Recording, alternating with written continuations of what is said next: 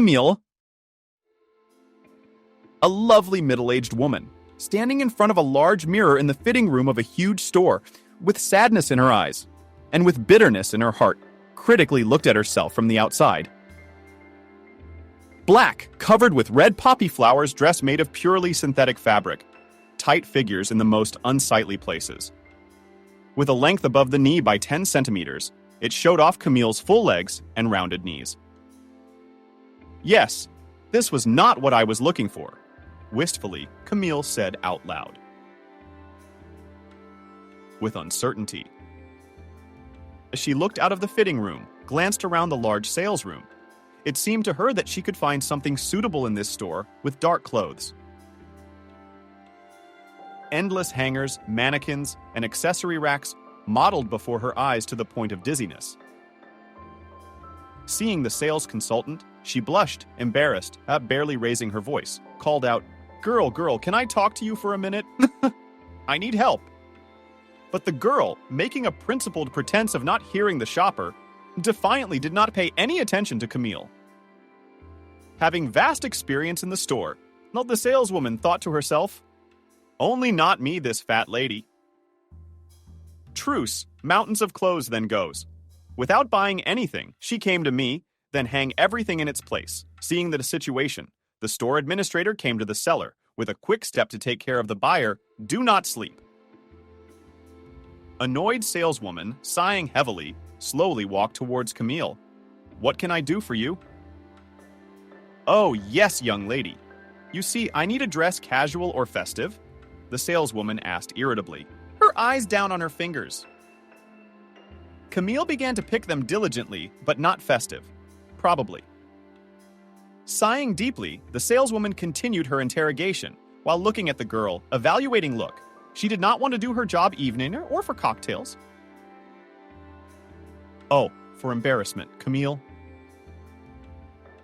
Can I have a truce tonight? And now, as you said, for cocktails? How do they differ?" The sales clerk raised one eyebrow with arrogance. "I'm afraid we don't have many things in our store that will fit you. I hope you can find me at least a couple of options. You see, I'm a little lost." "You have such a selection of beautiful models? Price is no object. Please help me blush with embarrassment." "Please," Camille said. "I don't know. We have things only up to 46, maybe in the warehouse where the 48th, but I doubt that it will fit you," the girl said with a sigh. "Go to the fitting room. I'll try to find you something and bring it to you." Sitting in a booth hung a bright purple curtain. Camille lowered her head and scrutinized the tips of her short, rotten fingers, actively looking for something else to pick off. She had been in a state of restless waiting for about 10 minutes, but for some reason no one was in a hurry to bring her options to try on. Camille didn't like shopping at the moment of choosing clothes, or God forbid underwear. She felt too humiliating. It so happened that tonight she has to go with her husband Christopher, the head of a large real estate agency, to a banquet in honor of the International Women's Holiday on March 8th. She found out about the fact that the evening would take place the day before in an extremely humiliating way. Christopher came from work as usual, late, hearty, and tasty. Camille was very fond of cooking, for she was a cook by profession. Christopher headed for his room. In their family, it was customary for everyone to have the best of their own bedroom. He looked critically at his wife and said, "Shall I tidy up? We have a corporate party tomorrow. You go too and buy yourself something, or you'll look like a country girl," he said. He barely touched her cheek as if to kiss Camille, thus thanking his wife for dinner. And now she was sitting in the cramped fitting room, shamefully covering her belly and the many folds of her old confused blouse. Tired of waiting, she began to dress hastily and took a fleeting glance at herself in the mirror. She thought for a moment, should she go on a diet again? No, you shall join a fitness center. 5 years ago, Camille suffered an irreparable loss. Being pregnant for the first and only time at 32 weeks, she went with Christopher to a country house to a mutual friend. Christopher, as it turned out later, had secretly drunk several bottles of light beer. Unfortunately, this was enough to cause him to lose concentration and attention on the road. On the way back, the car under Christopher's control significantly exceeded the speed limit when overtaking. Thus, Christopher failed to cope with the control, and the car flew to the side of the road, and then overturned several times, stopped, hitting the trunk of a lonely tree. What happened next, Camille did not particularly remember. She regained consciousness in the hospital, where the doctors informed her about the loss of the baby and about the serious injury, because of which she would not be able to give birth to any more children. A long and difficult rehabilitation followed, as well as systematic hormone replacement therapy. Because of the regular intake of heavy drugs, Camille gained extra pounds, which treacherously did not go away. At first, she tried newfangled diets, but they gave little positive results. Standing on the scale, she saw the loss of a few unfortunate pounds, which with redoubled force returned within a few months.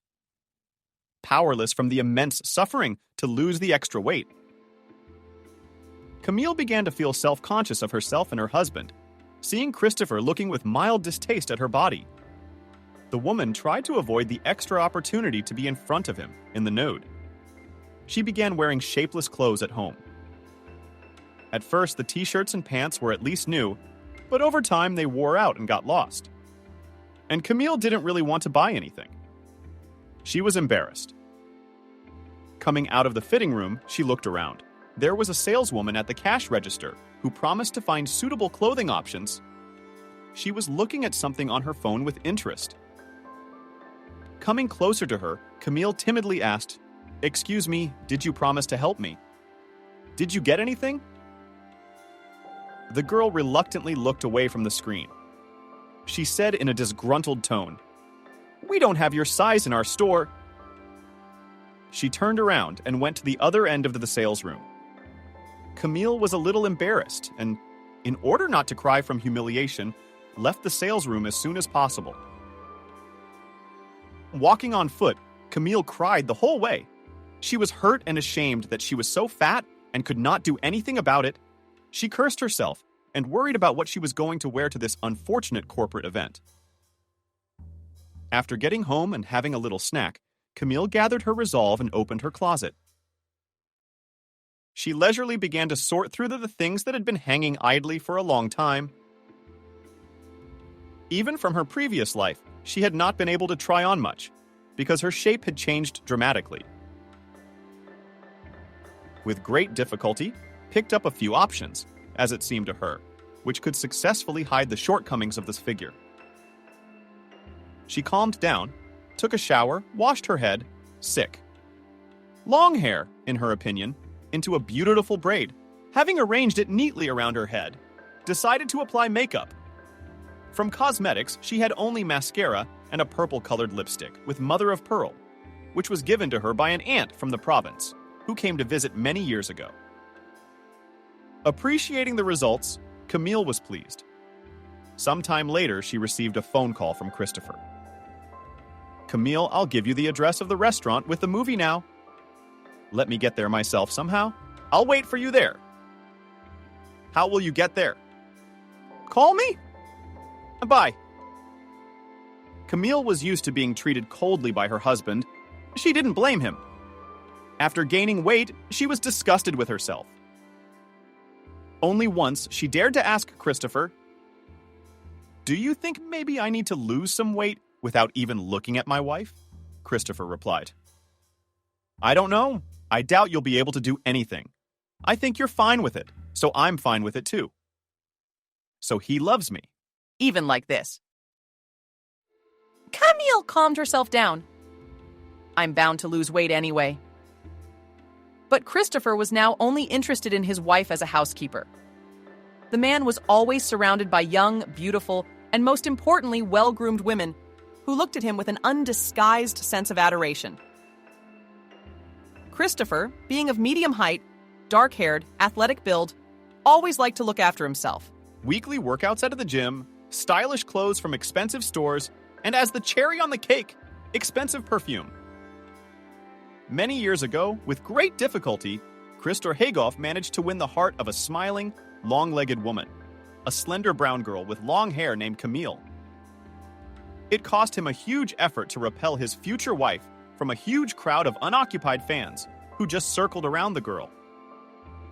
And now, once the first beauty, carefree and cheerful woman caused Christopher only feelings of dislike and disgust. Okay, at least tasty cooking and keeps the house clean, so answered the man to his numerous mistresses. When asked why he does not divorce, standing near the bar, holding a glass of pure whiskey with ice cubes, he, smiling enigmatically, chatted a little frivolously with the young woman. Recently employed by a rather pretty girl named Miranda. Taking a sip, burning his throat with whiskey.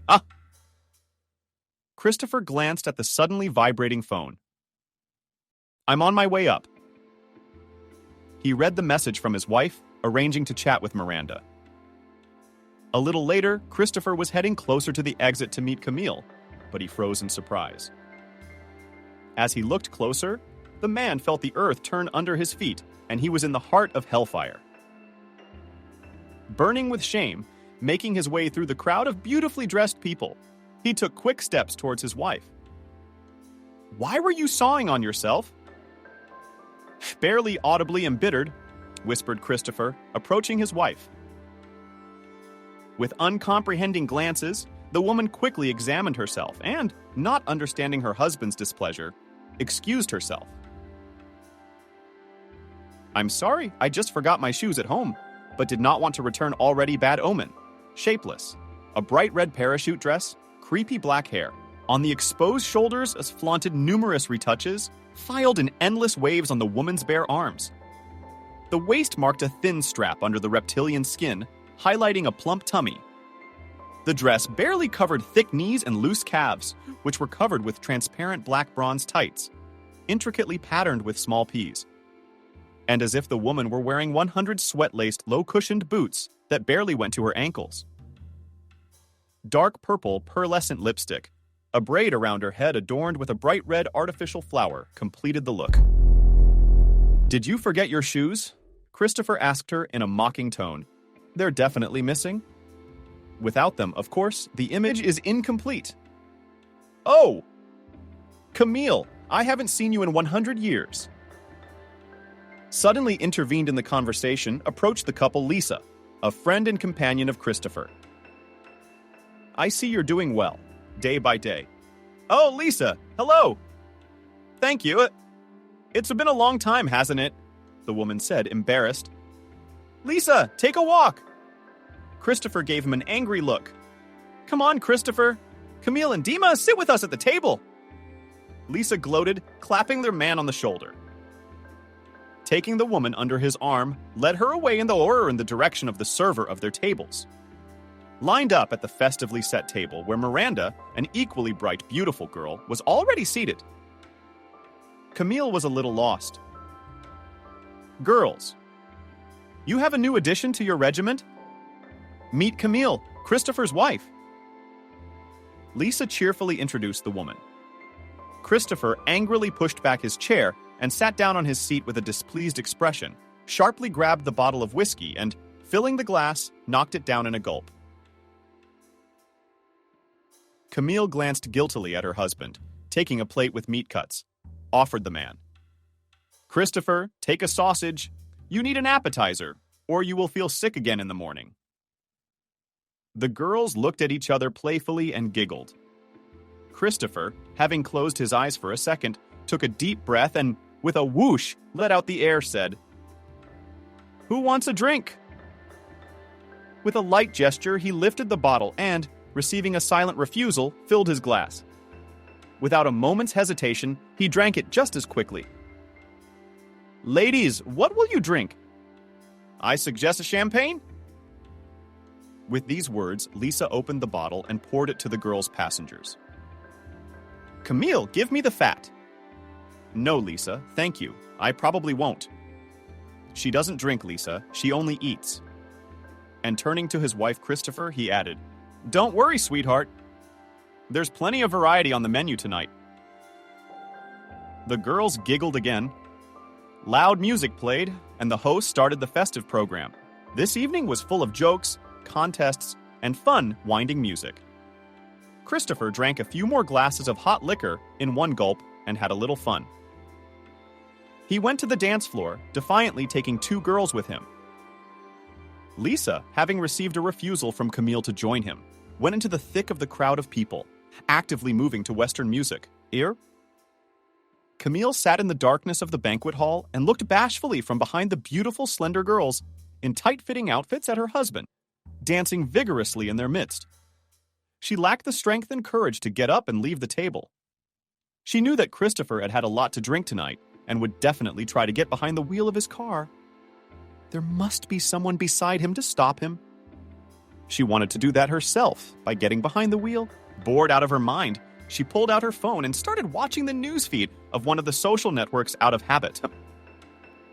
Camille often escaped reality this way, forgetting to scroll through the newsfeed to the end while she was watching her thoughts. She glanced around the dance floor looking for Christopher. Not seeing him among the dancers, she thought, he must be in the restroom. Maybe he's not feeling well. Standing up from her chair, Camille tried as much as possible to avoid the dancing people on the edge of the hall, headed towards the check room where the restroom was located. Entering a huge room with a huge mirror and 3 stalls, the woman tried to open the first one. The door was locked. The other 2 doors were open. After pondering for a moment, she turned to the mirror and examined herself critically. Camille made the decision to let her hair down by the bags of bobby pins. As she braided, she heard the closed stall door bang loudly several times with someone inside. A giggle was heard. Turning her head in the direction of the noise to ask if help was needed. She saw the door swing open abruptly, and Miranda appeared in the doorway. She hurriedly adjusted her dress as she walked. The girl's gaze was downward to where the hem of her outfit was clinging diligently to something. Following, tightening his belt, Christopher was coming out. Miranda met Camille's gaze, said, "Oh," and hurried out of the restrooms. Christopher, with an insolent look, remained standing in front of his wife, still trying to buckle his belt. The collar of his shirt was stained with lipstick. Christopher, what does that mean? The woman barely squeezed out of herself. "It means whatever you think it means." Her husband answered her gruffly. "How could you?" Tears sprang from my eyes as I listened into Camille. "What's wrong with you? You're free," Christopher said, looking over his wife's back at his reflection. He fixed his hair in one movement and went out. Camille stood in front of the mirror and cried, not believing everything that was happening. Even now, seeing her husband with another woman, she realized that she was ready to forgive him and rush after him in the hope of talking. She only blamed and hated herself at this moment. She is so fat and ugly, unable to give her husband what he wants. A group of girls bustled noisily out the door. Camille was startled and took a quick step out of the restroom and headed to the closet to get her clothes. Terrible thoughts of suicide began to swirl and flicker in her head. After reaching home by cab, she walked resolutely into the bathroom, looked at herself carefully in the mirror, at the patched faces with black streaks. It sucked. Mascara dripped, inflamed from tears, red eyes puffed up with a confident movement. She opened her locker, pulled out a razor, a Christopher machine, pulled the blade out while holding the sharp object in her hand. She raised her left hand, freed her wrist, and heard the phone trill. It was Christopher. He must have realized I'd left. Running out into the hallway, finding the phone in her bag with great difficulty, not looking at the screen, she answered the call. "Hello, Christopher, I'm listening." "Camille, it's me." "Lisa, I lost you." "Christopher said you went home." "It's okay." A pleasant, slightly tipsy male voice spoke up. "Lisa is upset," the woman said. "I'm already home, I'm fine." And without saying goodbye, she pressed the red reset button.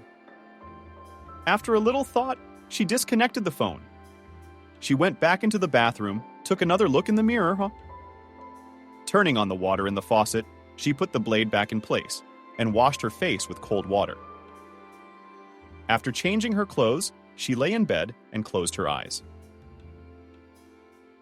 Camille awoke to a loud, incessant knocking on the door. Hastily throwing on her robe, she stepped out into the hallway and frightened to see who was there. "Camille, it's Lisa. Open up, please," a man's voice sounded. Camille opened the lock excitedly, and Lisa entered the apartment abruptly. He was agitated. "Camille, why is your phone out of range?"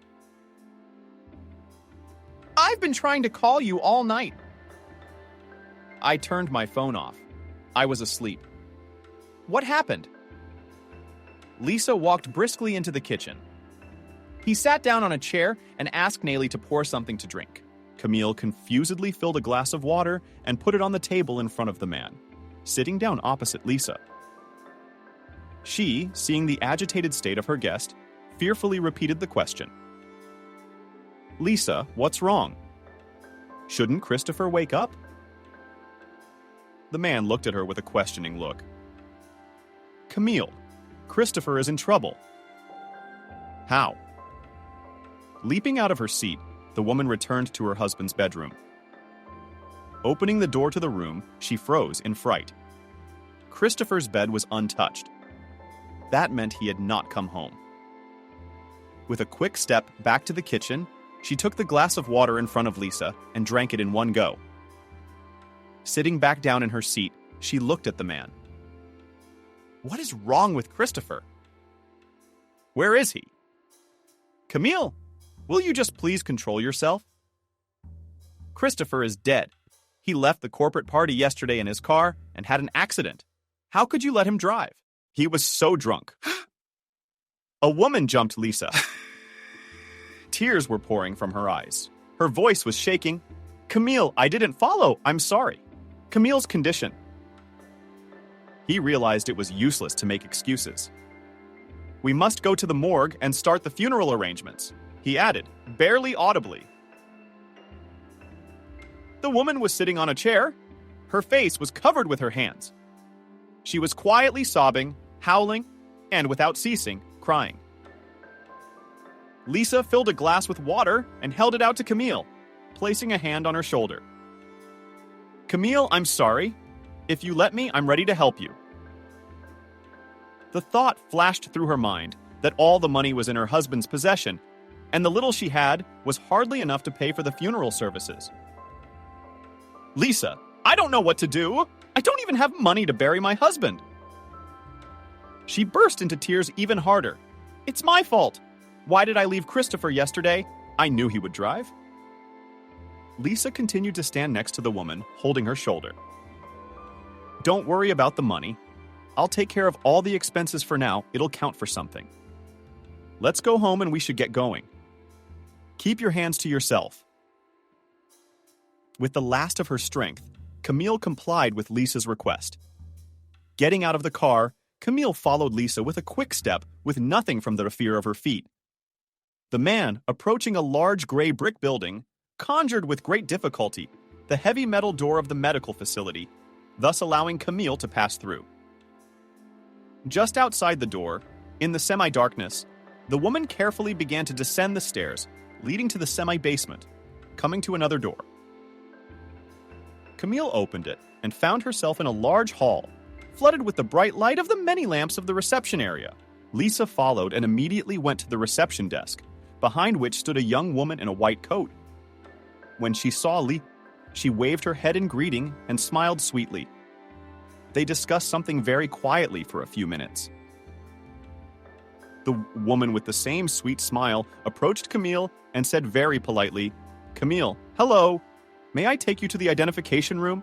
"Yes, of course. Lisa, you're coming with me, aren't you?" Camille grasped the man's hand fearfully. "Yes, of course, let's go." He turned to the morgue attendant. Passing Represque through a long, dark corridor, they entered a small, well-lit room. On either side of the room were medical gurneys, on which lay covered with white sheets the bodies of people unknown to her. Some of the sheets had brown-colored stains on them, Camille could smell the repulsive, overpowering odor of death. A chill ran down her skin. Female medical officer approached one of these tables and stopped. On the side where the head lay, covered by a sheet, a body. In shock, Camille followed her, as if repeating the movement, and froze at the headboard. "Are you ready?" the woman asked in a low, cold voice, eyes downcast in consternation at the body lying under the bedspread. Camille drew air into a lungful of strength and let it out. "Yes," she answered. The morgue attendant carefully pulled the sheet away from her head, exposing a gruesome picture, half crumpled inward. The skull was swollen, the neck, the left side of the face bruised. Camille instantly turned away from what she saw. Lisa approached her. Lisa, stammering with tears, said Camille with great difficulty, closing her eyes. "I can't." Lisa took a quick glance at the body that remotely resembled Christopher, looked intently into the girl's eyes, and nodded his head confidently. The girl put the sheet back in place. "Camille, let me take you home. I'll do the rest." Lightly putting his arm around the woman's shoulders, he led her outside, sat her in the car, and drove her towards home. As they rode in the car, Camille calmed down a bit and looked out the window with a lost look. "Camille, I know this is a bad time, but I think you should know. Christopher borrowed a decent amount of money from some influential people to build a multi-story office building in one of the city's prestigious neighborhoods." The woman silently shifted her gaze to Lisa. "He must have the money in his accounts. I'll pay it back as soon as I can withdraw it. I'm afraid even this money may not be enough," the man said thoughtfully, without taking his eyes off the road. "But I'll sell the firm." "Camille." Lisa, taking advantage of a stop at a traffic light, looked at her. "The other day, Christopher didn't give up his share. The right to the company. Didn't you know that? On March 8th, we signed all the relevant papers. I had to go into debt myself to pay it off. Christopher asked for a very good sum. I grinned, he added. Yeah. I didn't know. He didn't tell me anything. We haven't spoken at all lately about his affairs at the firm." "Perplexed," said the woman. "Well, I'll keep my mind off it for now. As promised, I'll take care of the funeral." "We'll deal with the money later," Lisa said to Lisa, as he dropped her off at the entrance. Camille quickly went up the stairs. When she crossed the threshold of the apartment, she cried in the corridor, leaning her back against the closed door. The unhappy woman, horrified to realize that everything that was happening was not a dream. She sobbed at the top of her voice. She blamed Christopher's death only on herself, and asked only to return to last night and not to leave her beloved husband alone. When there was no more strength to cry, Camille, with a heavy head, with great difficulty rose to her feet, walking towards the room, leaning with her hands on the walls. Walking into Christopher's bedroom, she fell on the bed and hugging the bed deeply. The bed, at first barely catching the scent of her beloved husband. The tears themselves flowed with renewed vigor. Don't remember yourself from grief. After a while, Camille fell asleep, never letting the pillow out of her hands. It was good that Lisa had volunteered to help with the funeral. Camille did not remember much from those days. There were a lot of people, a lot of flowers. The woman stared into the void with an uncomprehending gaze, and the fictitious smile on duty responded to the many words of condolence from Christopher's family and friends. Camille herself was one of the relatives these days. She had only an elderly aunt from a remote village. But the woman did not even inform her about the death of her husband. The body was decided to be cremated. Camille did not particularly resist, as she still could not believe in the death of Christopher. In her memories, her husband remained cheerful and very gentle man. After some time, Camille was surprised to find out that everything Lisa had said was true. The company Christopher sold the accounts turned out to be empty. In addition, the apartment, bought before the marriage, Christopher, to the complete surprise of the girl, bequeathed to his own Kelly. Father was shot in the dashing 90s when Christopher was a teenager, and his mother died not so long ago during a pandemic. Kelly Christopher had always been treated with trust and respect. That's probably why he bequeathed the apartment to her. But why her husband treated Camille so harshly, she did not understand, continuing to blame herself for her husband's death. The woman soon realized that her livelihood was becoming more and more limited, and she had no source of income. In addition, Lisa, who systematically called Camille, reminded her of his large contribution to Christopher's funeral, and jokingly wondered when the widow would be able to repay the debt. Camille guessed that Lisa did not believe her words that she knew nothing about the sale of her share in the company. It was evident that her husband's former companion suspected her of deceit and concealment of funds.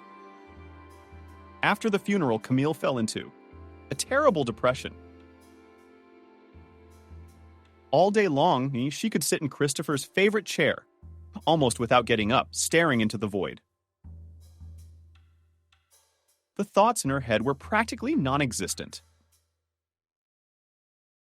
More and more, she began to feel sorry for herself and blame herself at the same time.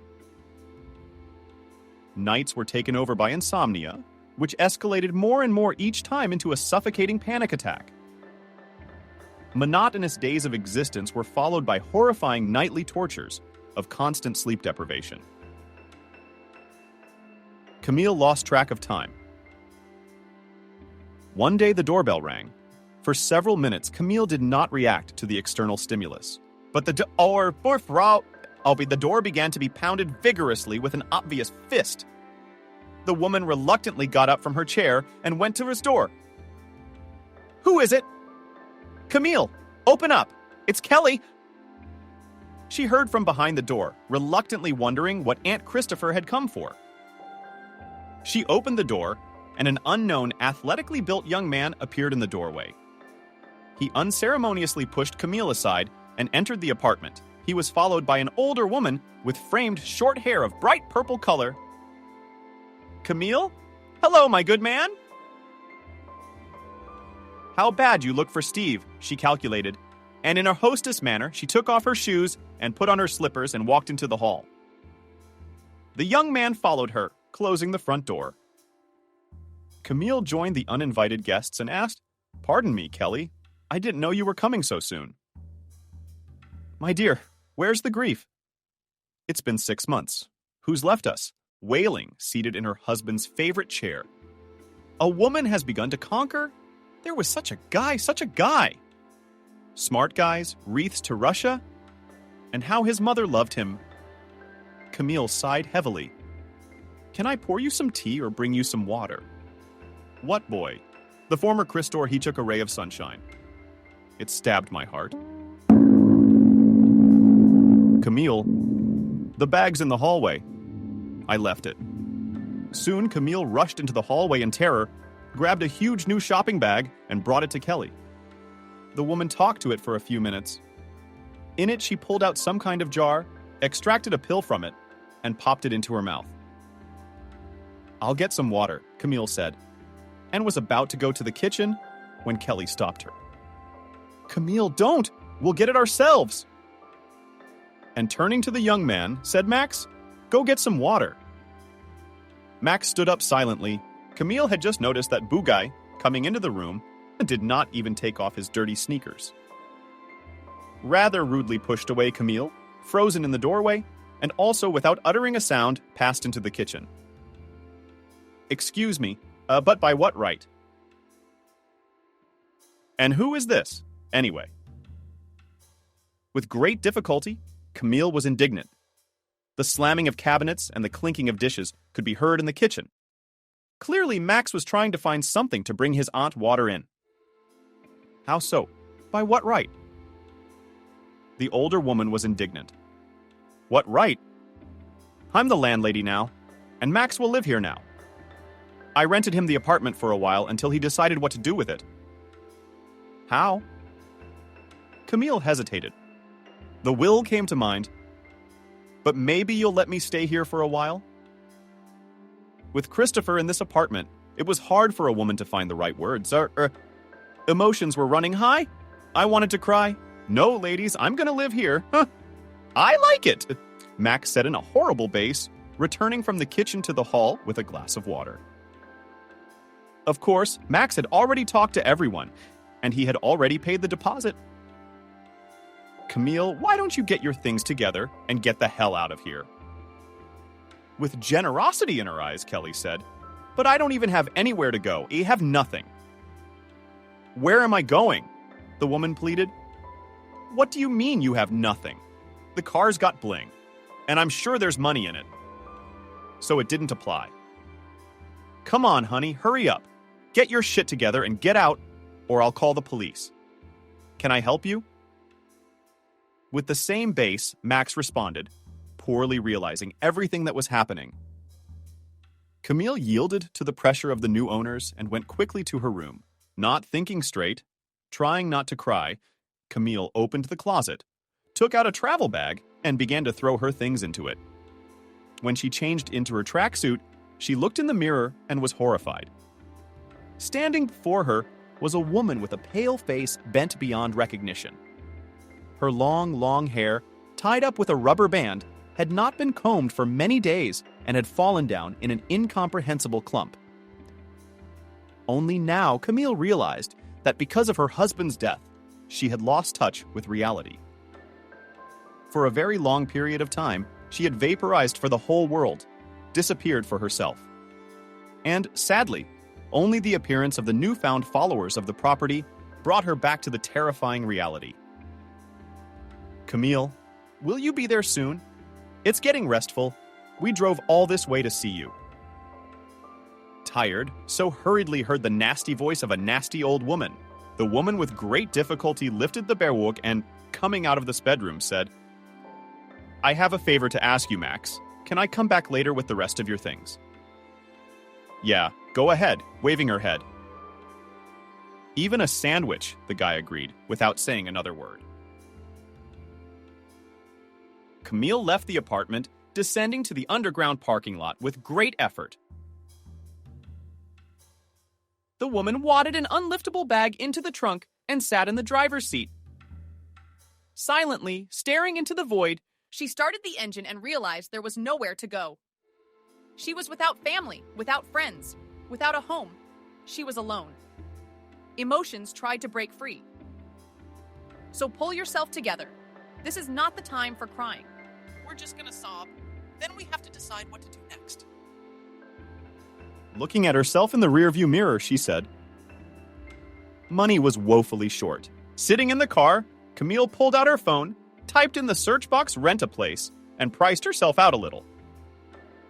She didn't have money to rent an apartment for a long time, but enough to pay for a few days' stay. For the first time, enough. Then, I'll sell the car, still talking to herself. The woman started the engine and drove out of the parking lot. She called the phone number listed in the ad. Camille drove up to the address. A young, friendly girl met her at the entrance. Hello, you're Camille. Come with me. Opening the door of the entranceway, the girl took an easy step up to the first floor landing and opened the door to the apartment. Come in. The furniture and repairs are old, but it's clean. It's my mom's apartment. Is Mom dead? Camille asked, looking around the room. No, she was just sick, so I took her in. It's easier to take care of her that way, sweetheart. She smiled. That's why we rent for short periods of time. Camille was satisfied with the small one-room apartment on the first floor of a 5-story building. Small, cozy, furnished, and the apartment radiated warmth. The price was also pleasing. We had a deal. Can I move in now? Camille asked. Yes, of course. Only I have a request: you do not have animals, and please do not organize parties. Looking at the grown woman uncertainly, the girl asked, We have neighbors. As what? They call the police right away. Mind you, I don't want any trouble. Camille smiled. I promise, if anything happens, call me, she said. Camille took the bag into the hallway, went into the kitchen, turned on the refrigerator, looked through the cabinets. Wow, there are even dishes. Beautiful, Camille said aloud. All right, she had to tidy up.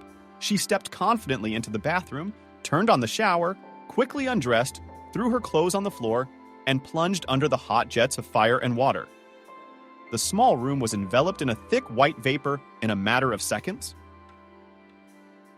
Having enjoyed the water procedures to the fullest, Camille stepped out of the shower and with the palm of her right hand swiping at the intended mirror, met her eyes with her reflection. For a few seconds, silently looking at herself, Camille was surprised to realize that she was beginning to like what she saw. A ruggedly thin face, high cheekbones, big eyes. A different, long-forgotten feminine energy awakens inside her. The day after she moved in, Camille went to the car market. The same day, she managed to sell her expensive car and immediately bought an old domestic car. Later, apologizing on an ad, a cook is required. She decided to go for an interview at one of the restaurants of a large, well-known chain. After having a nice chat with the restaurant's director, Camille got a position as an assistant cook. On the way back, the woman stopped by the first hairdresser she met and turned her long braid of loyalty into a short, stylish haircut. The girl master discouraged Camille for a long time. Are you sure you want to cut such a beauty confidently and please, as short as possible? I've been wearing this damn ponytail for too long. With great pleasure. This evening she opened a bottle of red dry wine and looking at herself in the mirror, said, "To a new life." To new me took a big sip from a long glass and appearing, laughed. I definitely cannot drink, she said to herself, making herself comfortable on the sofa in front of an old TV. She started flicking through the channels. Finding nothing entertaining, Camille pulled out her phone and immersed herself in the newsfeed of the social network. Some micro react. A lot of missed events indicated that the owner of the page had not visited the site for a long time, quickly scrolling through the carousel of events. Her gaze lingered on a photo of a charming young blonde. They obviously didn't know each other, but they had met somewhere. Who are you? Camille said and zoomed in on the photos. A memory struck lightning in her head. At the March 8th corporate party, the girl Christopher had locked himself in the bathroom with. Miranda, seemingly trying to see as many flaws in her fatal rival as possible, Camille maximized the photo. Who's that? The martial woman's forehead, against the background of an unusually beautiful sunset on the shore of a sandy beach. Erotically positioned on the sun lounger, Miranda, in a brightly Philitoff Frank swimsuit, looking at the camera, smiled invitingly. Her eyes were hidden behind huge mirrored glasses. In the reflection of these glasses, the silhouette of a man remotely resembling Christopher was clearly visible. Bullshit, Camille thought, and clicked on the link and opened Miranda's personal page carefully, trying not to miss a single detail. Camille began to study the pictures and did not notice how she fell asleep the next morning, seeing her husband's reflection. Camille quickly dismissed it as a coincidence, or a game of sick imagination. The days flew by at an unbearably fast pace. Camille was so immersed in her new life that she lost track of time. The landlady, seeing the neatness and decency of the tenants, extended the lease indefinitely. She also did well in the restaurant. The chef constantly praised her. After some time, the woman noticed the gentle and caring tone of the director Stephen towards her. Old, trim, with beautiful gray hair, Stephen really paid special attention to Camille and obviously counted on her reciprocity. Soon, Camille received a pay raise, and little by little, she began to repay the debt for Lisa's funeral. After Christopher's death, a year passed unnoticed, making preparations for another holiday banquet. Camille sat down to rest for a while, and out of habit, pulled out her phone and began monitoring social media. Another selfies of Miranda appeared on the screen. She was sitting in a posh restaurant against the background of a huge river mirror at a beautifully set table, smiling enigmatically and holding in one hand a bouquet of wicked roses of incredible size. Clearly reflected in the mirror was a man in a dark suit with a satisfied smile on his face. And it was Christopher. Camille could now get a good look at his features. His smile was him. There could be no mistake. Camille frantically tried to recall the identification of her spouse. In fact, the woman only caught a glimpse of a long male head in the breach. And who it belonged to, Camille could not see. She trusted Lisa completely. What to do? The same question echoed in her head without ceasing. Her heart was pounding at an incredible speed. Taking another look at the picture, Camille made a vain attempt to recognize at least the location. There was no personal information on Miranda's profile to contact her. So, taking a chance, Camille sent her a friend request. Excited to get back to her duties, the woman tried to check every minute to see if her request had been confirmed. An hour later, she found out that the request had been rejected and Miranda's page was closed. What a bitch! Camille cursed with annoyance. I'll get you anyway. Who are you talking about? Sneaking up from behind? Stephen asked the woman. Camille dropped the phone in fright. Yes, that's what I did, she said, accidentally confused, and crouched down to pick up the phone. Stephen synchronously dropped Thorough to the floor and managed to get ahead of the woman by glancing at the display. He handed the device to Camille. She asked if you were talking about her. I'm not surprised. Stephen headed in the direction of his office. Camille stood in utter amazement for a few seconds, then rushed after the director. Stephen, I'm sorry, do you know her? She followed the man. How can I put it? I know. So had the pleasure of meeting her, he replied, with a little sarcasm as he entered the office. With a slight motion of his hand, he invited the woman in. Stephen, help me find her. Maybe you have her phone number, or know where she might be. Please, I really need it, Camille begged. Danielle is quiet in front of her eyes. Sit down, calm down. I don't have her contacts to contact her. But if you tell me why you need this person, I promise to help you find her. Have a seat across from the director. She took a deep breath. I'm not sure you'll be interested in my misadventures. Camille looked intently into Stephen's eyes, and letting it all hang out, told her life story. That's how I ended up in the dump. Well, thank you very much for calling my brainchild a dump. The director laughed. Oh, I didn't mean that. I blushed profusely. The woman excused herself. Okay. The man calmed her down. I understand. Let me get this straight. You didn't see the body at the morgue? No, of course not. This is all very strange. The night before he died, he sold his company, borrowed money. The woman nodded silently at every word. That's weird. All right, let's try. Let's find her. Maybe she can explain something to us. Camille was surprised. Of course she can. Did you think I'd leave you after such an intriguing story? No, Camille. Now I personally have to find out how it ends. With his cell phone in hand, Stephen dialed a number. Hello? Hi, how are you? I have a favor to ask you. Ski number Mariinka, but the one you went on vacation with last summer. Yes, but I'm still waiting. Thank you. With a questioning look at Camille, Stephen said, I don't get it. Why are we on vacation? No work. But Stephen, I thought the woman was confused. There's no house. These marches for the workplace. I'll tell you as soon as I find out what's going on. And by the way, Camille, please call me by my first name, or at least my last name. He laughed. Wise. Okay, Wise. The woman smiled and left the office, The 2 weeks of waiting kept Camille on her toes. One day on her day off, she was at home. There was a knock at the door. Who? Camille. Camille was startled when she came closer to the door.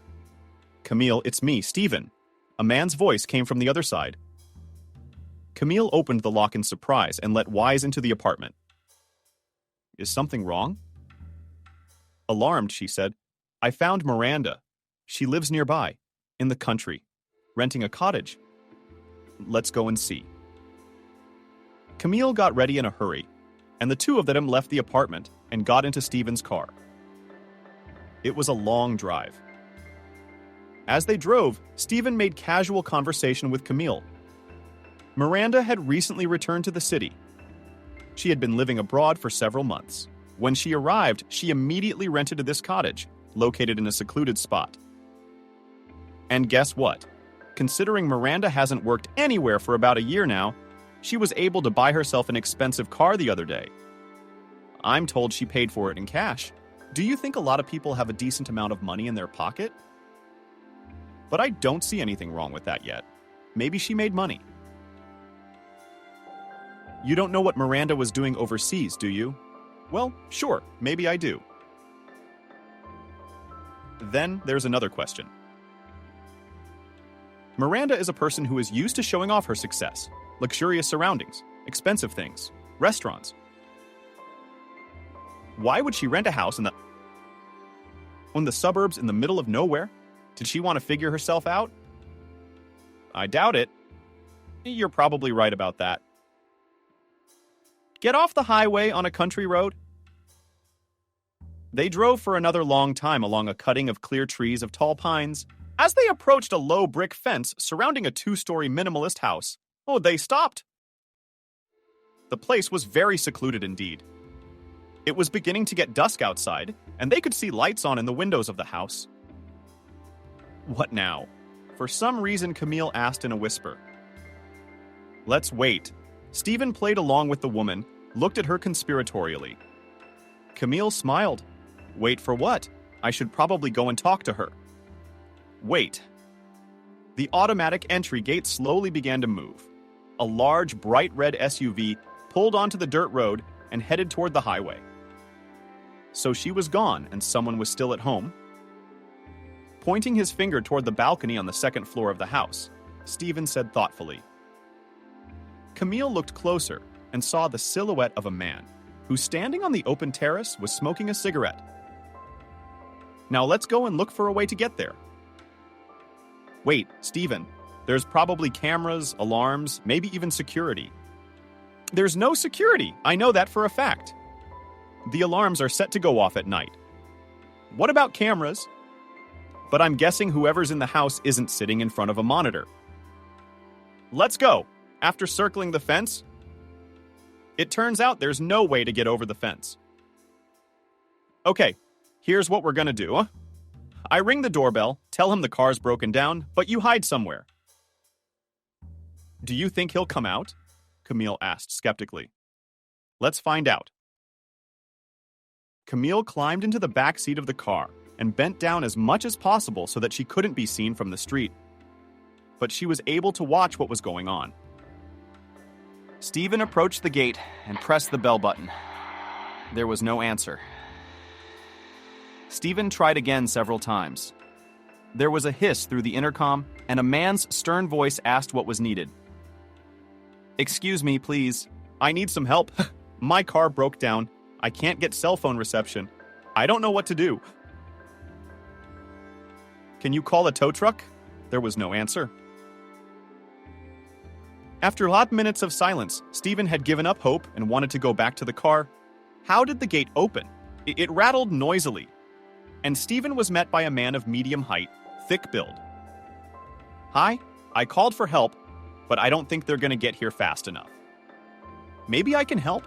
Seeing her husband through the window, healthy, happy, and even recovered. Camille couldn't stand it and, opening the door, stepped sharply out to meet him. Of course, it is you who can help me. Christopher, from shock, it turned out, sat down a little and began to look around confusedly. looking for somewhere to hide. Camille came up to her husband and, putting all her pain, all her hatred, with all her might, struck Christopher's face. The man staggered. Stephen was pleasantly amazed at the scene he had witnessed. "Now, you bastard, tell me!" "How wheezing with rage," said the furious woman. "Camille, let's go inside." "Please," guiltily. Holding his cheekbones, said the resurrected from the world of the dead Christopher. All three of them went into the house and settled down in the warm, cozy living room of the big house.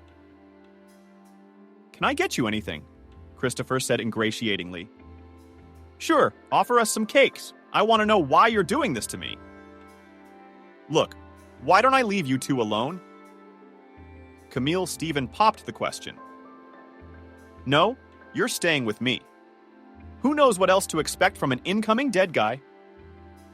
"Okay, Camille, you never know. I see you've turned into a bitch. You've lost weight." Finally looking like a human being, Christopher replied, "The teachers were good. If you explain this to your wife right now, I'm calling the police. I'm gonna count to 3. Okay, listen." Standing in the long corridor of the district women's clinic, leaning her back against the shabby walls covered with long-ago cracked blue paint, Cindy cried silently. Today, she'd learned news that didn't make her particularly happy.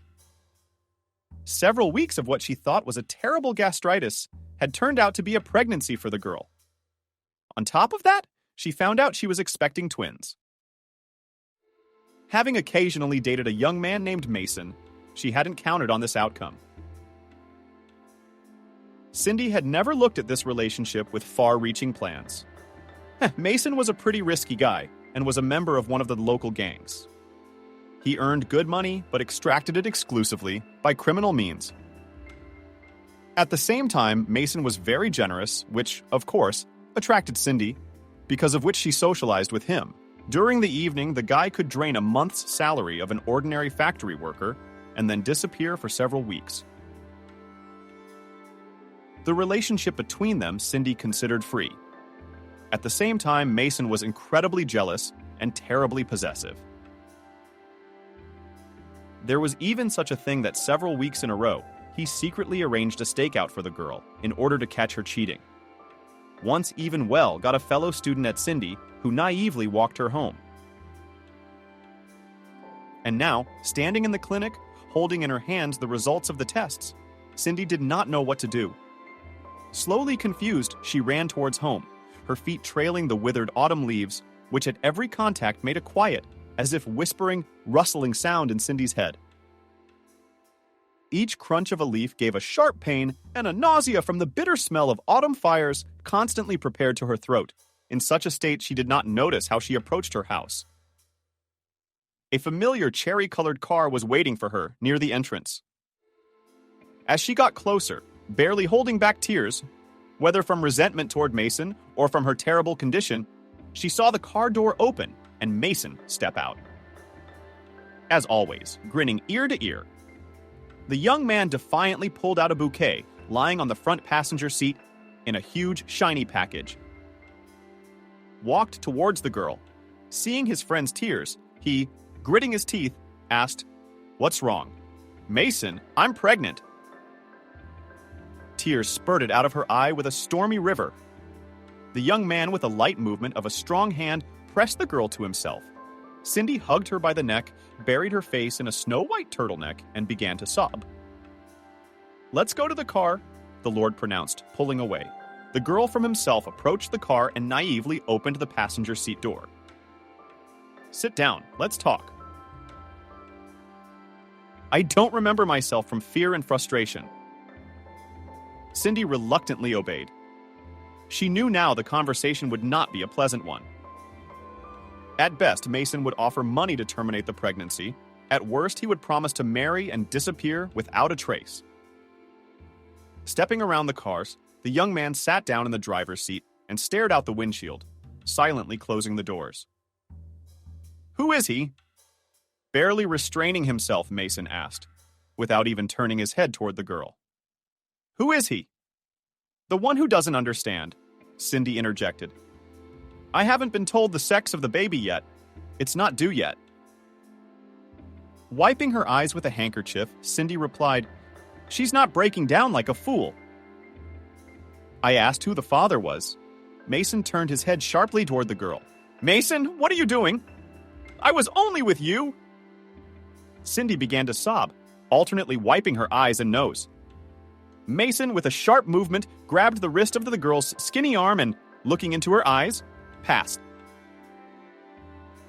Answering. Yes, fuck you. Unable to withstand the pressure from the guy. The girl tried to break free from the strong clutches of the suitor. Mason smiled a wider smile, revealing the absence of several teeth, and with a jerk without letting go of the girl's hand, pulled Cindy into his arms. Man! Cindy, I'm so glad! Let's get married! Cindy, being in Mason's strong embrace, was completely confused. Tears were pouring from her eyes, but now they were tears of joy. The girl had not expected such an offer, especially from Mason. Come on! With difficulty, she was able to utter. The girl got out of Mason's embrace and, looking into his eyes, calming down a little, asked, Are you serious now? We're going to get married. I just haven't told you everything. We're having twins. I'm responsible for the bazaar, still smiling, answered Mason and kissed the girl passionately. Life was not easy for their newfound family. The family had money. But the constant gang warfare, the systematic absence of Mason, gave about itself. The couple had twin boys. Christopher and Mark looked exactly alike. Even Cindy often confused them, but in character the boys were complete opposites. Christopher inherited his mother's personality.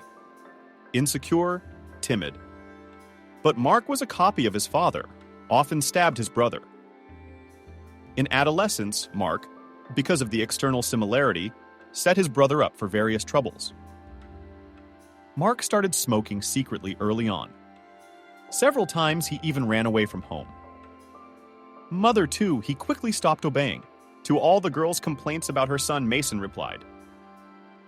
But the man grows not that this smudge. Father, seeing the weakness of Christopher, forced to take an example from his brother and more often spend time with him. Sometime later, Mason on another gangster showdown killed, and after the funeral, Mark finally got out of hand. One day, being 16 years old teenagers, Christopher went with his brother to spend the evening together. It was already dark outside. Mark's group of friends, which included the brothers, drank a fair amount of alcohol and began to spread out in the entryway. The brothers decided to head into the direction of the house. The street was empty and the time was late. At this moment, a slightly drunk man walking towards the guys accidentally hit Mark with his shoulder, to which the guy reacted extremely aggressively. Christopher Vision, adequate behavior of his brother, in every possible way tried to calm him down. A fight broke out between the men, Mark. The guy, a few skillful and strong blows, fell the man on the pavement and jumped on top, began to beat him on the face. Christopher watched the scene in a daze of horror and fear. With a slight movement, Mark got up from his defeated opponent and looked around. There was not a soul in the street. An unconscious man with a bloody piece of meat instead of a face was saying something inaudible. In an instant, Mark grabbed a piece of brick lying nearby and gave the unknown man a final blow to the head with all his might. Blood splattered in different directions as well. Mark turned to his brother with extreme cruelty and said hatefully, "Why are you standing there like a statue? Go home. If I blab to tamin o I'll tough out.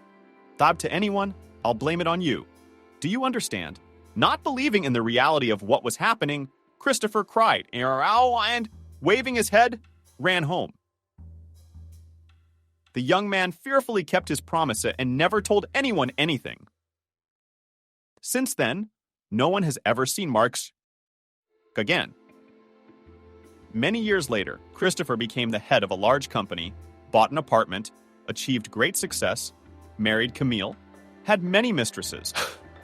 But one day, he got a call on his cell phone from an unknown number. That's a big one. A man's voice sounded into the receiver. Christopher's heart sank. It seemed as if the ground under his feet turned, and he instantly fell into the thick of the events of that nightmarish night. "Who is it?" with fright asked Christopher, and in horror prepared for the answer.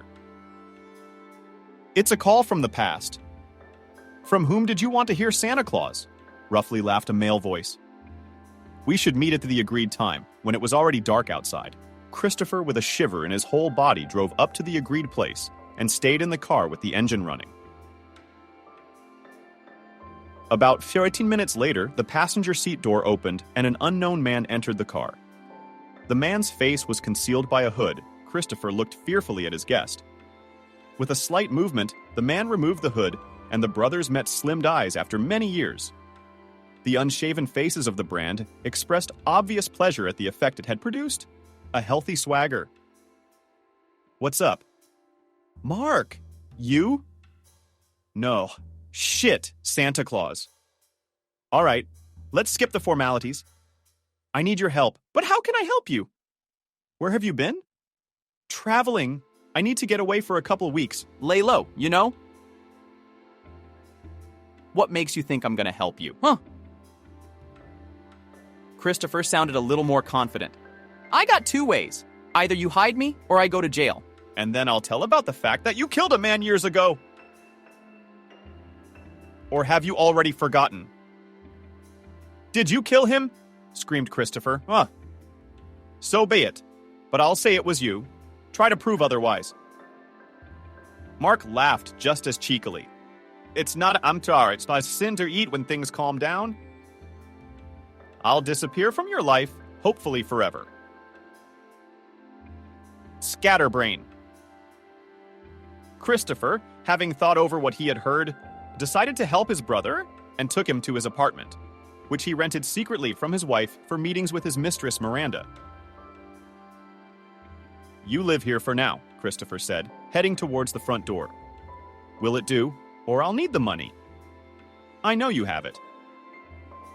Christopher, without turning around for a second, stopped and silently, still without saying a word, left the apartment, locking the door behind him. For several weeks, Christopher brought groceries and liquor to the apartment every day at his brother's request. All the while, Christopher was trying to decide what he should do with his suddenly declared relative. Mark asked for a very substantial amount of money for his silence. Christopher realized that, having once made concessions to his brother, there was no guarantee that in a few years he would not show up again with the same demands. Again, knowing perfectly well that his brother leads a very criminal lifestyle, and falling into the hands of law enforcement agencies, Mark could easily fulfill his recent threat. So several weeks passed in agonizing thoughts about the hopelessness of the situation. Having decided to agree to his brother's terms and pay the agreed amount, Mark Christopher offered his share of the company to his companion Lisa. Realizing that he would no longer have sufficient income and would need to move on, Christopher found a major investor in his new project to build a multi-story office building in the city center. The two parties decided to spend the money unofficially to hide it from the IRS. On the eve of a corporate party in honor of March 8th, Miranda called Christopher Haganov. All in tears, sobbing hysterically into the tube, she inarticulately reported that she was now in the apartment that Christopher rented for them. "Wait, don't roar. I don't understand anything, huh?" "What happened? I killed him. I thought it was a thief. Did you hit him?" "I hit him." Stuttering in tears, Miranda screamed, "I'll be right there." Christopher shouted into the phone in fright and, dropping everything, went to help his mistress. When he entered the apartment and locked the door behind him, he felt the hairs on his skin rising. There was an ominous silence in the rooms. Carefully, trying not to make a sound. Christopher stepped into the room and was horrified. On the floor lay the breathless, half-undressed body of Mark. From his head, a thin trickle of blood was pouring out. Near him lay a broken malachite lamp with bronze elements. Miranda was not in the room. Barely breathing, Christopher went out. Opening the door, he saw Miranda all in tears. The girl was sitting on the floor with her head on her knees, which she had cupped with her hands. Miranda was wearing a short robe with bloodstains on it. Squatting down beside the girl, without saying a word, he lifted her head with his hand. The girl obeyed. Crying, huh? The face expressed horror. Her nose was bleeding. "Did you call anyone else?" The man said hopefully. "No charges," with renewed vigor. The girl threw herself on Christopher's neck. Lifting the girl to her feet, he helped her to wash her face and, calming down a little, Miranda told. "I was at the gym nearby and decided to run in for a quick shower. So I went into the apartment." "There was no one in the apartment," Christopher interrupted her and asked. "No, I don't know. I didn't think there was. I got out of the shower and went into the room. He grabbed me and clamped my mouth shut. I thought I was a thief. But when I saw it, it was you. He threw me on the bed. I realized it wasn't you trying to get away." "Oh," the girl cried again. Christopher poured her a glass of strong whiskey and, raising the glass, said, "Drink, it will be easier." The girl, choking on the burning drink, obeyed. I reached for the lamp with my hand. Tears again flowed in an endless stream. "I killed him. I don't want to go to jail. Who is this guy? Do you look like him? Is this your fault?" Christopher, making another attempt to calm the girl, told her everything. At that moment, a plan of further action matured in his mind. He could not imagine a better way out of the situation. If the scam was successful, Christopher would be free and in the money. "We won't tell anyone anything, but you have to help me." Miranda understood and waved her head, finishing her story. Christopher looked hopefully at Camille's pensive face. "I don't know if you'll ever read me, but you should know I couldn't do otherwise." Camille looked into her husband's eyes. "Do you want me to understand you? Should I still feel sorry for you? You cheated me for so many years, hiding, lying, and obsessing. Finally, you left me, hiding out on a hot coast with your mistress. Can you imagine for a second what I went through when I found out you were dead? I was ready to leave after you. Maybe that's what you wanted." Camille jerked up from the couch and started pacing around the room. "I believed you. I didn't trust myself as much as I trusted you, did I, sweetheart?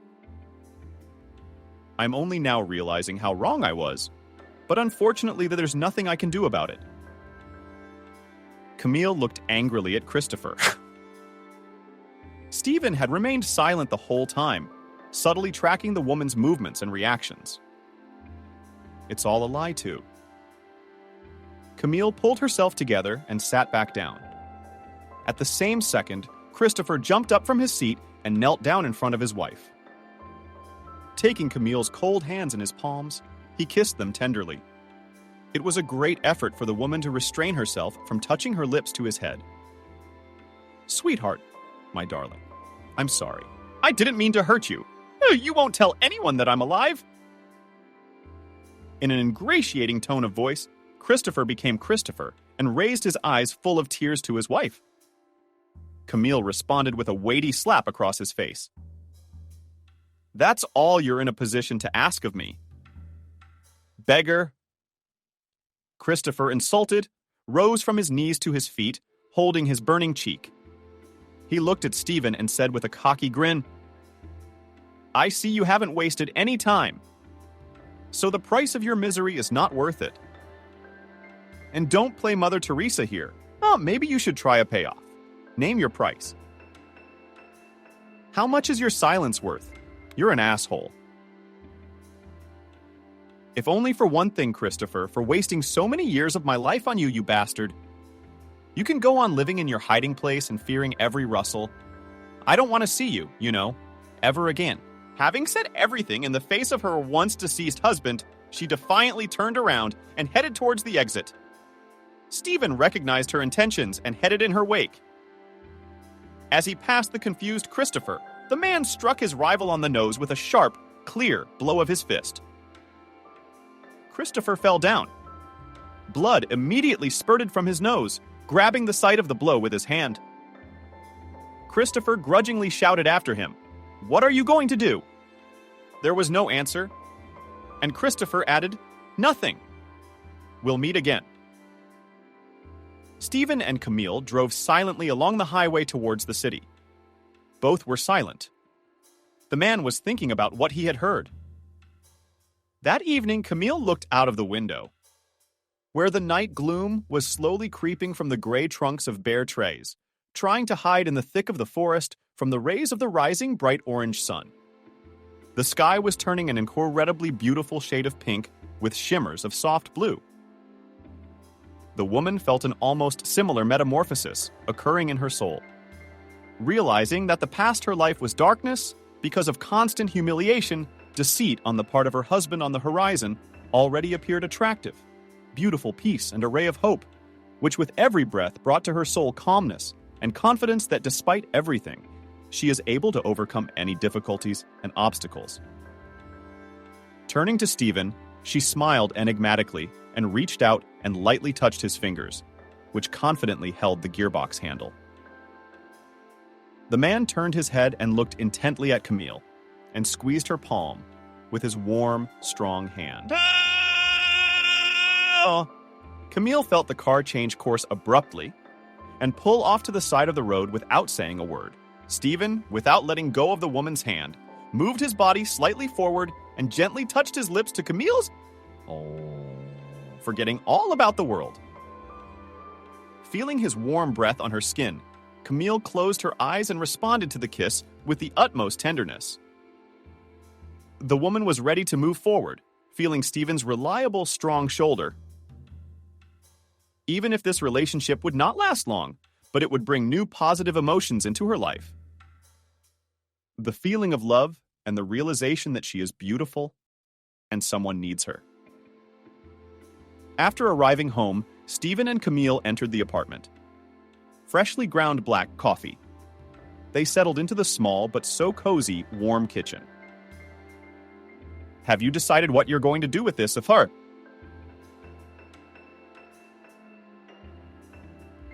Paul? Asked her Stephen, taking a sip from the coffee cup, lowering her head a little, leaning on her arm, staring into the void. The woman was silent. I don't know. I have a double feeling about him. On the one hand, I feel sorry for Christopher, and on the other hand, he and Miranda committed a crime. I think we should have called the police. They're trying to cover their tracks.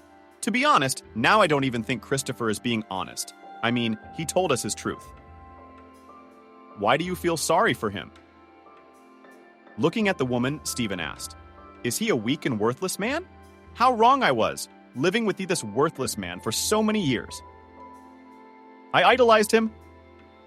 Can you imagine? Don't feel bad. It's all in the past. Move the stool closer to Camille. Stephen joined his face to her cheek. Are you ready to let him go? To forgive all the years of humiliation? You know you can't do that, Stephen whispered, still pressing his face against the woman's. I have to think it over. Make my own decision. Do you understand? All right. Then I'll see you tomorrow. Stephen got up and headed towards the exit of the apartment. As he left, he added, I'll lock up. Camille stayed up all night. She realized that it was wrong to hide the crime her husband had committed, but a feeling of pity kept her in suspense. Soon, the long-awaited morning came. After drinking a mug of hot black coffee without sugar, Camille went to work. She was very happy to see Stephen in her office. The man smiled at her, came as close to her as possible, embraced her, and gently touching her cheek with his fingers, kissed her gently as well. I thought you were taking the day off today. I think the night was too much for you. Didn't it? I was a little sleep-deprived, all sorts of thoughts popping into my head. I figured work would be a distraction. Have you decided about your husband? Without letting Camille out of your tight embrace? Asked Stephen. Don't ask me yet. When you're with me, it's as if there's no past, only the present, and you're with me. The work shift flew by. Stephen offered to drive Camille home, but she declined. How will I get to work tomorrow? The car will stay here. Could I stay the night and drive you home in the morning? Stephen smiled enigmatically. I'll probably stay home alone tonight. I should make a final decision and forget about everything.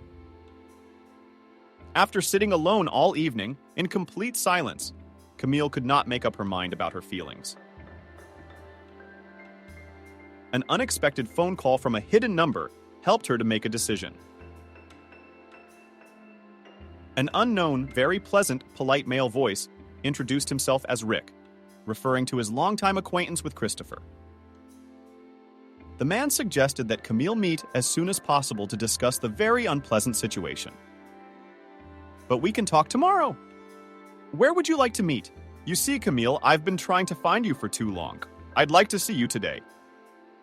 This can't wait any longer. Actually, it's late. That's all right. I'm not afraid of the dark to say my address.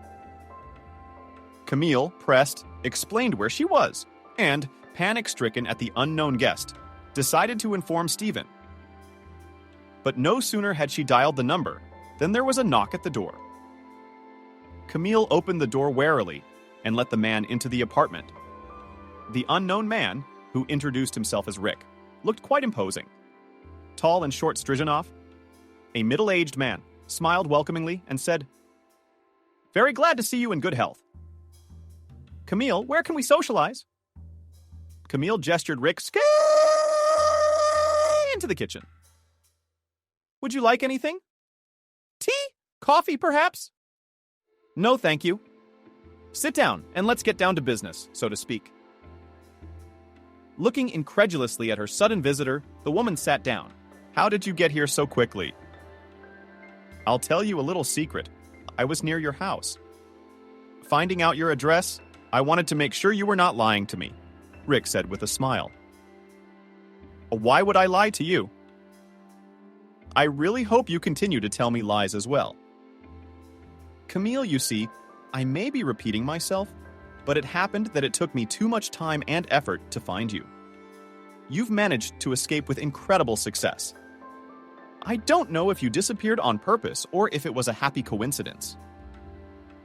Excuse me, who are you and what do you want? The woman interrupted him. You're right, Camille. Enough with the lovey-dovey stuff.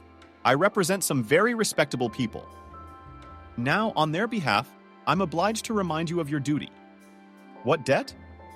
A very substantial one. I've never borrowed anything from anyone.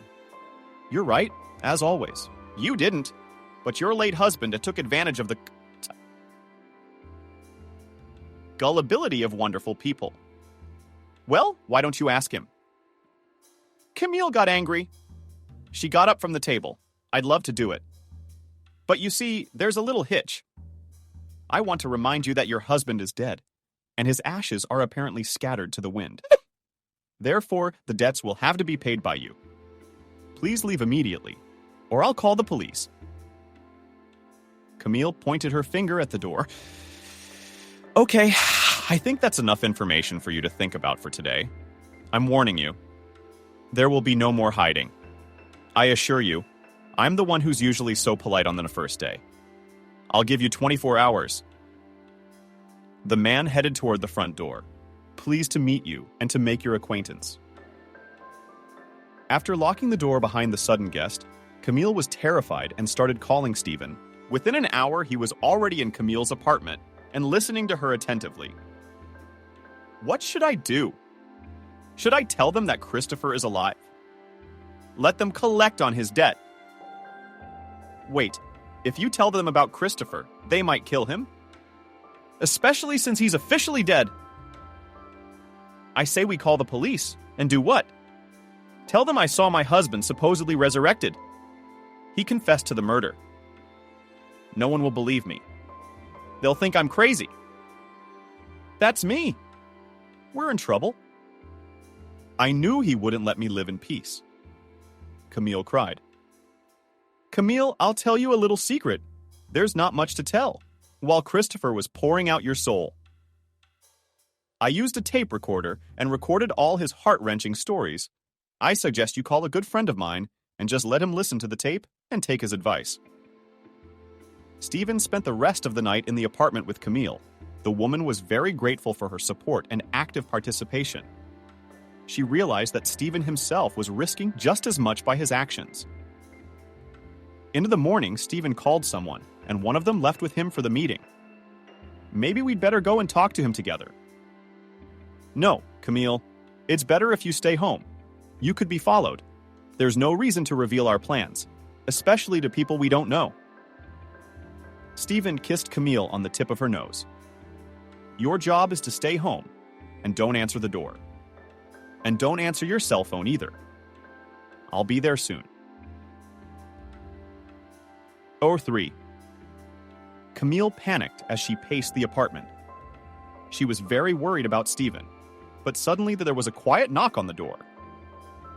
Camille tiptoed into the hallway, afraid to be heard, and peered through the peephole. Inhaling, she opened the lock and let Stephen in. Hugging the man as tightly as she could, Camille said, I was so worried about you. Please don't ever leave me alone for so long again. That went well. Stephen smiled. Your husband, along with his mistress, is now in the Federal Security Service office. They are trying to explain, or rather, trying to blame it on each other. But I don't think they're going to succeed. I also found out through my channels that last night's visitor, Rick, has no claims to you either. They'll be dealing with the resurrected Christopher. I sure hope he didn't blow all his money on that girl. Oh, I almost forgot. There's some bad news. What else could have happened? I don't think I'm surprised anymore. Are you officially remarried now? With a smile, Stephen said cryptically, What do you plan to do now? I'll figure it out somehow. Putting her arms around Stephen's neck, she added, You keep me in this. Out of boundless tenderness, she kissed him on the lips.